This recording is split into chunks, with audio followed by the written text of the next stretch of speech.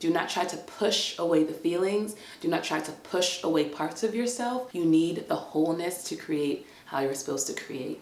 Hey y'all, it's Chimdi. So in this video, I want to talk about overcoming the fear with my clients and with the folks who reach out to do creative coaching consults. Often they know exactly what they want to do. They are really excited. They're very passionate. They have a lot of background, experience, motivation, all of these things. But when it comes down to actually hitting publish and putting themselves out there in whatever way that is where they freeze up. I previously made another video on my channel about giving yourself permission and how to overcome the fears around creating in that way. And what's really interesting is that in the years since I put out that video, my perspective has kind of changed quite a bit on how to actually approach overcoming those kinds of fears. And I think the biggest difference is instead of looking at the fears that come up when we try to create and saying, this is something that we need to overcome, push through, push past, now I understand that the real way of going through and getting over all of these fears when it comes to creating and putting ourselves out there is actually,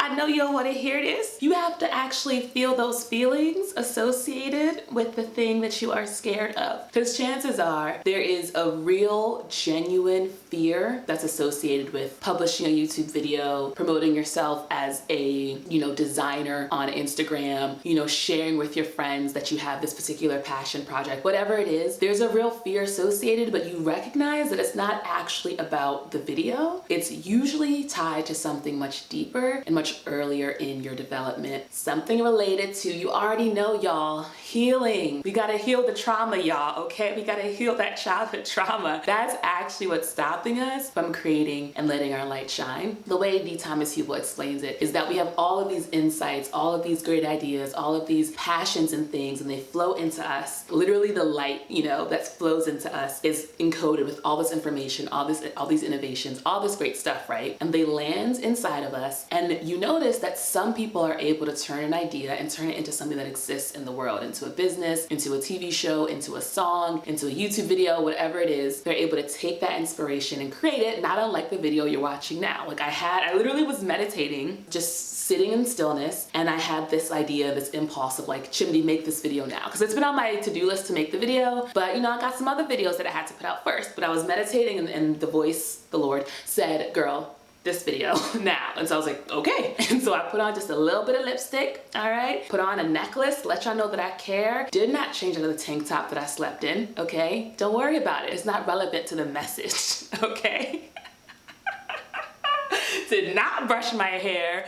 That's the thing, is I got real comfortable with this haircut thinking that I don't need to do anything, but actually lint will collect in my hair unless I give it a brush. And sometimes I'll walk around the whole day and I'll be like, oh, okay, there's been some lint attached to me the entire time. Did that motivate me to brush my hair? No, I pressed record on the video and here I am talking to y'all, okay?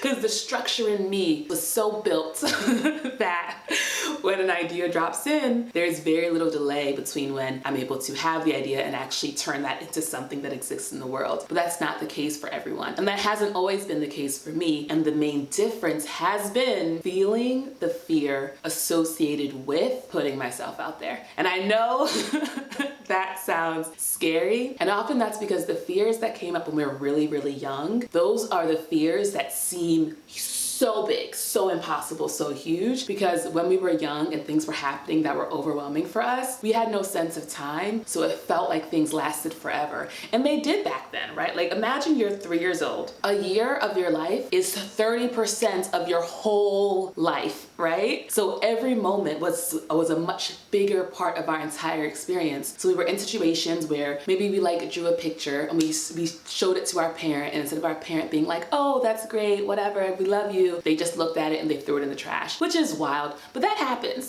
sometimes parents, they don't really have capacity to nurture us, right? Or maybe you started to create something and because there's violence in the home or something like that, maybe it got destroyed in the process and you were subconsciously taught that the things that you cared about, the things that you poured into, they weren't really worth investing in. Or worse off, you tried, you created something and it brought scorn, it brought ridicule, you were made fun of. So you learned very early on, it's actually not safe for me to create, it's actually not safe for me to put myself out there And actually, if I'm committed to existing in this world and to being alive in this world, it's more important that I turn off these parts of myself, that I shut them down, than it is to invest in them, because my safety and my security and my longevity depend on that. The real thing is to honor that process. That's what I've learned. It's not about saying, you know what, we need to override this process because it's no longer working for us. It's actually saying, hey, this was an intelligent process that really helped me when I was younger. And now that I'm older, I don't need it anymore. But that means that I now have the capacity to feel and hold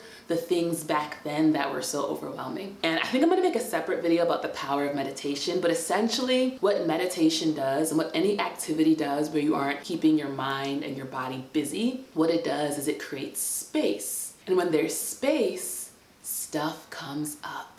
I feel like they don't tell you that. I feel like they don't tell you that when you start a meditation and when you start a spiritual journey, is that when you create space, all that stuff that we didn't want to look at because it was too much is like, oh, do you have time? And you're like, I guess I do have time. Childhood trauma I was trying to ignore. So that's what happens.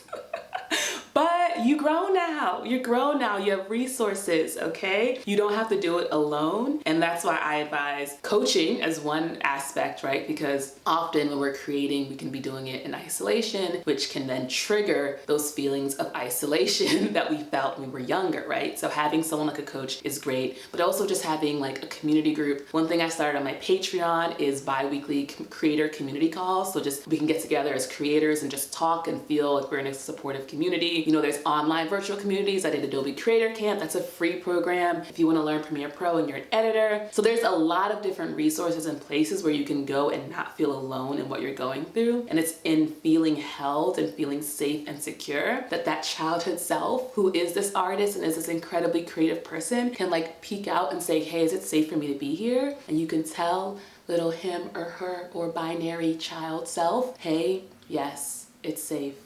I am here for you. You can create. But the key thing is not to override the feeling. It's not to push past it. It's not to say to that childhood self the same thing that it was told when it was younger, which is how you feel doesn't matter. Actually, we're gonna do what I say we're gonna do. That only repeats the trauma and it only makes it harder for you to move forward. In reality, the thing is to take a step back, to pause, to create space, and to let yourself feel. And when you let yourself feel all that fear, it'll go away. Apparently, my friend told me this, and then another friend sent me a picture of a book that said the same thing. Feelings only last about 90 seconds. So if you let yourself feel a very intense feeling, instead of holding on to it because you think it's too much, if you allow it to flow through you, it'll be gone in a couple of minutes, and then you'll be like, oh.